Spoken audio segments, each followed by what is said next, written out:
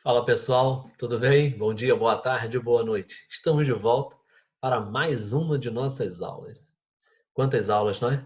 É verdade. Já estamos aqui há um tempo gravando as nossas aulas para vocês, preparando com o maior carinho, né? E sempre na certeza de que vocês sempre serão aí no final vencedores, vencedores porque tem feito a parte de vocês. E conte conosco, nós estaremos sempre à disposição para compartilhar com vocês aquilo que a gente aprendeu ao longo da vida, mas também para ajudá-los nesse processo de formação, de adquirir conhecimento, tá? Então, vamos hoje falar das leis ponderais, matéria nova, mas que certamente vocês já conhecem, já ouviram falar em vários momentos. Vamos lá? Então tá aí. Galera, em nome do Camões Pinóquio, eu desejo a todos sejam bem-vindos. Vamos nessa. Tá aí, leis ponderais. Quando a gente fala leis ponderais, talvez algum aluno fique pensando, do que ele está falando? O que será isso? Vamos lá, olha aí, você já ouviu falar. Leis ponderais. Lavoisier, né, ele tinha cientista, pesquisador, e ele colocou algo bastante interessante. Né? Ele fez um enunciado que se transformou em uma lei, chamada de Lei da Conservação das Massas. Né? Ele é considerado o pai da química moderna. Mas por quê? Porque ele fez colocações que, para a época, era algo fantástico. Né? Baseado em estudos, em dedicação, em trabalho, né? Ele correu atrás para caramba. Né? E aí você vai ver que, por exemplo, ele fez um enunciado espetacular. Né? Ele colocou assim, ó, na natureza nada se cria, nada se perde, tudo se transforma. Galera, isso aí parece tão simples, né? Pô, professor, beleza, mas e? Ele quer dizer o seguinte, meu querido. Ao fazer uma reação química, se você colocar dentro do reator hidrogênio e oxigênio, não tem como aparecer no produto um átomo diferente disso. As substâncias formadas, produzidas, terão que ser formadas por esses dois átomos, por hidrogênio e oxigênio. Parece tão óbvio, parece tão simples, né? Mas para a época e até para os nossos dias é algo fantástico. Ele quer dizer o seguinte: durante um processo reacional, nada é criado assim do nada ao acaso. Não é isso. Né? Formarão novas substâncias, haverá transformação química, como o próprio nome diz, né? Reação química é isso, né? Você formar novas substâncias, mas tem um limite, que o limite é quais foram os átomos, os elementos químicos presentes nos reagentes, nos produtos. É isso que você tem que ter. E outra coisa, né? Aqui também está relacionado ao seguinte, quando ele fala a lei da conservação das massas, é porque você não tem como colocar uma quantidade pequenininha de átomos e produzir um montão. Não. Existe uma regra. Por isso que a gente aprende a fazer balanceamento. Né? O balanceamento vai nos nortear nisso. Tá? E aí essa lei se complementa, né? com a outra que a gente vai estudar daqui a pouco. Mas essa lei básica, ela é fundamental para o nosso estudo, para o nosso aprendizado. Na natureza, nada se cria, nada se perde, tudo se transforma. Eu não posso colocar dentro de um reator, né? Ali coloquei hidrogênio e cloro. Lá no produto, simplesmente o cloro desapareceu? Se perdeu? Não pode.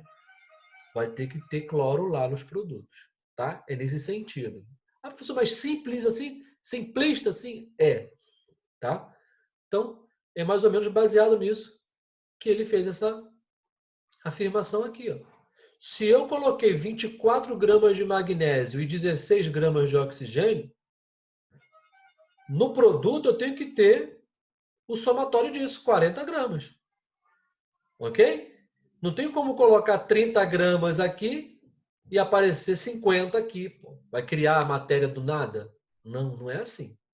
Tá? É nesse sentido que fala a lei de Lavoisier, a lei da conservação da massa. Tá? Então, muito cuidado para entender isso e aplicar isso da maneira adequada, porque isso é um referencial para a gente, tá? Outra lei importante, e aí já foi feita por um outro pesquisador, né, um francês, Proust. A lei de Proust é chamada também de lei das proporções definidas, né? O que ele quis mostrar, e ele conseguiu mostrar, é que existe uma proporção ali definida entre os átomos, entre as substâncias, na hora de ter uma reação. Vamos ver como que funcionava isso, segundo o estudo dele. Ó. Ele colocou aqui, ó, no caso da água especificamente, 9 gramas de água, 9 gramas de água vai ter 1 grama de hidrogênio, 8 gramas de oxigênio. Se eu tiver 18 gramas de água, vou ter 2 gramas de hidrogênio, 16 gramas de oxigênio. Se eu tiver 27, eu vou ter 3 gramas de hidrogênio e 24 gramas de oxigênio. Ou seja, ele quer dizer que existe uma proporção definida. Tá vendo? Observe, se eu dobrei a quantidade de água produzida, porque eu tive que dobrar a quantidade de hidrogênio e dobrar a quantidade de oxigênio. Se eu tripliquei a quantidade de água produzida, foi porque eu tripliquei a quantidade de hidrogênio e tripliquei a quantidade de oxigênio. Então, as proporções são constantes, são definidas, não sofrem alterações ao acaso, tá? Então, eu usei aqui, né, a água, porque é aquela substância mais elementar que a gente precisa dela o tempo todo na nossa vida, né? Então, é só para você guardar isso, essa informação, tá? Sempre tomando cuidado com isso.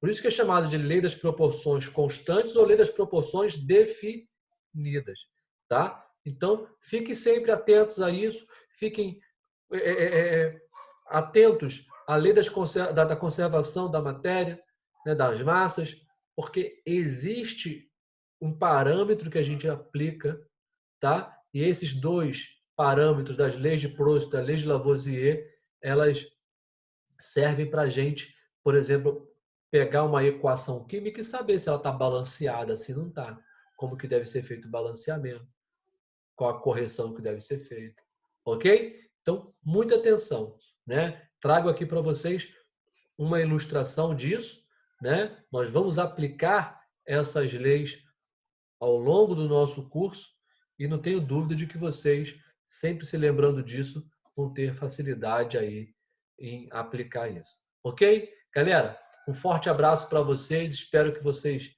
tenham compreendido, tenham entendido. Façam as atividades, façam os exercícios, tá? E qualquer dúvida, na aula ao vivo e a cores lá, vocês tirem as dúvidas. Isso vai ser muito importante. Um forte abraço para vocês e a gente vai se falando. Até a próxima aula.